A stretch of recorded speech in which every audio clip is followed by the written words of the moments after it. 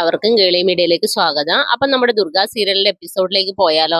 Durga serial ഒരു special എപ്പിസോഡാണ്. കാരണം ഇന്നലത്തെയും അതിന്റെ തലേദിവസത്തെ എപ്പിസോഡ് മിക്സ് ചെയ്തവര് മഹാ എപ്പിസോഡ് പോലെ ഇട്ടിരിക്കുകയാണ്. സെയിം സെയിം എപ്പിസോഡ് തന്നെ കേട്ടോ, ഇന്നലത്തെ മിനിങ്ങാത്തെ ആയിട്ടുള്ള. അപ്പൊ അതില് നമ്മുടെ ചിന്നു നമ്മുടെ ധോനിമോളാണെങ്കിൽ സഞ്ജയ് ഇങ്ങനെ ഫോൺ വിളിച്ച് സംസാരിച്ചുകൊണ്ടിരിക്കുന്നു. അപ്പൊ നമ്മുടെ കിരണും ദുർഗയും എല്ലാം അങ്ങോട്ടേക്ക് വരുന്നു. അപ്പൊ ധുനിമോള് നല്ല സന്തോഷത്തിലാണ് സഞ്ജയോട് സംസാരിക്കുകയൊക്കെ ചെയ്യുന്ന വീഡിയോ കോളില്.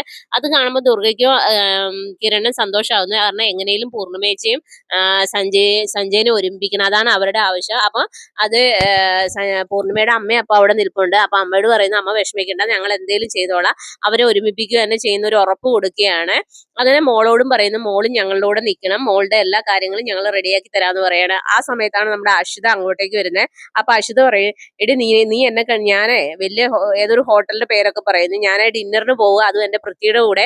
നിനക്ക് ഇതൊക്കെ കേട്ടിട്ട് നിനക്ക് ദേഷ്യം വരുന്നുണ്ടാവും അല്ലെ, എന്നോട് അസൂയ തോന്നുന്നുണ്ടാവും അല്ലെ, നിന്റെ ഭർത്താവ് എന്തോ ഒരു മരക്കം വന്നത്, അവൻ എന്തേലും ചെയ്തു തരും, നിനക്കൊരു ഫുഡ് കഴിക്കാൻ പോലും അവൻ നിന്നെ കൊണ്ടുപോകുന്നുണ്ട്.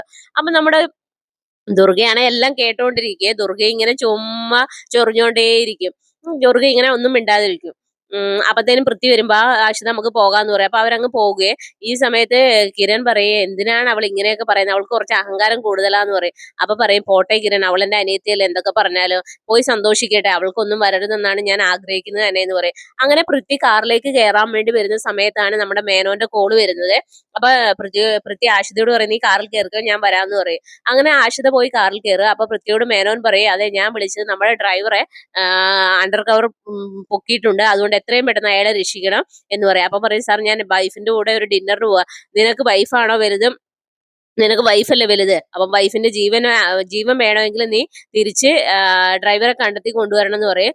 അങ്ങനെ മേനോൻ കട്ട് ചെയ്യുക. അങ്ങനെ പൃഥ്വിക്ക് എന്ത് ചെയ്യണമെന്ന് അറിയാതെ വണ്ടിയിൽ പോയിരിക്കുക. അപ്പം ആഷിതയോട് ചോദിക്കും, ഇന്ന് തന്നെ പോകണോ ആഷിതയെന്ന് ചോദിക്കുക. പിന്നെന്താ, അത് തന്നെ വേണമെന്ന് പറയും. പിന്നെ വേറൊരു നിവൃത്തി ഇല്ലാത്തതുകൊണ്ട് പൃഥ്വി ആഷിതയും കൊണ്ട് പോവുകയാണ്. അങ്ങനെ അവര് പോവുകയാണ്. ഈ സമയത്ത് തന്നെ ചന്ദ്രമതി ആണെങ്കിൽ ചന്ദ്രസേനനെ വിളിക്കുകയാണ്. ചന്ദ്രേട്ടാ, പിന്നെ കിരണിനെയും ദുർഗ എങ്ങനെയും ഇവിടെ ഇറക്കണം, എന്തെങ്കിലും ഒരു വഴി പറഞ്ഞു തരാൻ പറയും. അപ്പം അയാൾ പറയും, വ്യക്തമായ ഒരു തെളിവില്ലാതെ നമുക്ക് അവരെ ഇറക്കാൻ പറ്റത്തില്ല, അവരുടെ റൂം നീ സെർച്ച് ചെയ്യണം, എന്തെങ്കിലും ഒരു തെളിവ് കിട്ടാതിരിക്കത്തില്ല എന്ന് പറയാണ്. അങ്ങനെ ചന്ദ്രമതി ആണെങ്കിൽ അതിനുള്ള അവസരം നോക്കി നടക്കുകയാണ്. ഈ സമയത്താണെങ്കിൽ നമ്മുടെ ജോർജ് ആണെങ്കിൽ വിളിച്ചിട്ട് ദുർഗയോട് ചോദിക്കും, മറ്റേ കേസിന്റെ കാര്യങ്ങളൊക്കെ എന്തായെന്ന് ചോദിക്കും. അപ്പൊ പറയും, ഒന്നും ആയില്ല സാർ എന്ന് പറയുകയാണ്. പക്ഷെ ഒരു ഡ്രൈവറെ പൊക്കിയിട്ടുണ്ട് മേനോന്റെ എന്ന് പറയാം, എന്തായാലും നിങ്ങൾ സൂക്ഷിക്കണം എന്നൊക്കെ പറയുകയാണ്. അതിനുശേഷം കിരൺ പറയും, നമ്മളുടെ ആ FIR പോലീസ് ഇതുവരെ തന്നിട്ടില്ല, എന്തോ കള്ളക്കളിയൊക്കെ ചെയ്യുന്നുണ്ടെന്ന് പറയാം. അപ്പൊ ദുർഗ പറയാം, അത് എത്രയും പെട്ടെന്ന് കണ്ടുപിടിക്കണം, ഇല്ലാതെ നമുക്ക് ശരിയാകത്തില്ലെന്ന് പറയാം. അപ്പൊ ഈ ചന്ദ്രമതി ആണെങ്കിൽ നൈസായിട്ട് വന്ന് നോക്കുന്നുണ്ട്, ഇവരെങ്ങനെയാണ് ഇവര് അവിടെ തന്നെ ഉണ്ടോ, എപ്പോഴാ റൂമിൽ കയറാൻ പറ്റുന്നുള്ള വാച്ച് ചെയ്യുകയൊക്കെ ചെയ്യുന്നുണ്ട്. അതിനുശേഷമാണെങ്കിൽ നമ്മുടെ സഹദേവന്റെ ഉള്ളിലും ഇവിടെ എല്ലാവരെയും എല്ലാവരെയും ഇല്ലാതാക്കണം എന്നാണ് സഹദേവനും ആഗ്രഹിക്കുന്നത്. കാരണം ഇന്ദ്രപ്രസ്ഥ സ്വന്തമാക്കണം.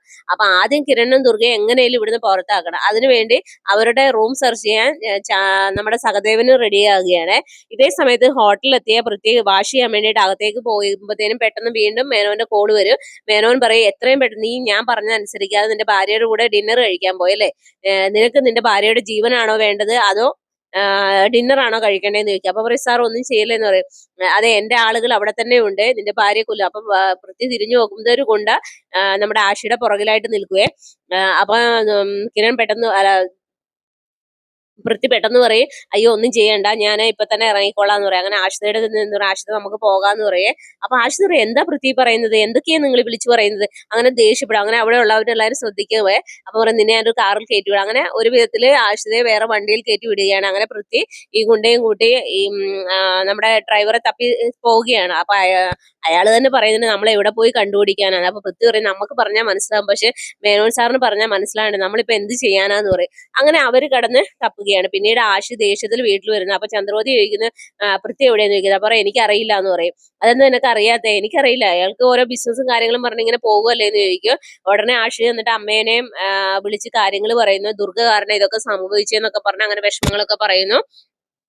പിന്നീട് പിന്നെ കിരണും ദുർഗയും ഈ ഇങ്ങനത്തെ കാര്യങ്ങളൊക്കെ പറയുന്നത്. അതിനുശേഷം ഇവർ രാവിലെ നിൽക്കുന്ന സമയത്താണ് ഈ പൃഥ്വി വരുന്നത്. അപ്പൊ ഇവർക്ക് തന്നെ അത്ഭുതമാകുന്നു, ഇന്നലെ ഈ പൃഥ്വി എവിടെയായിരുന്നു? അപ്പൊ ദുർഗ പറയുന്നത്, ഇത് നമ്മൾ അവനെ ആഷിത വന്ന് പറഞ്ഞപ്പോഴാണെങ്കിലും നമ്മൾ അതിന് പുറകെ പോകേണ്ടതായിരുന്നു. ഇപ്പൊ ഒരു വിഗ്രഹം കൂടെ മോഷ്ടിക്കപ്പെട്ടു, ഇനിയിപ്പോ എന്ത് ചെയ്യും എന്നുള്ള രീതിയിലൊക്കെ നിൽക്കുകയാണ്.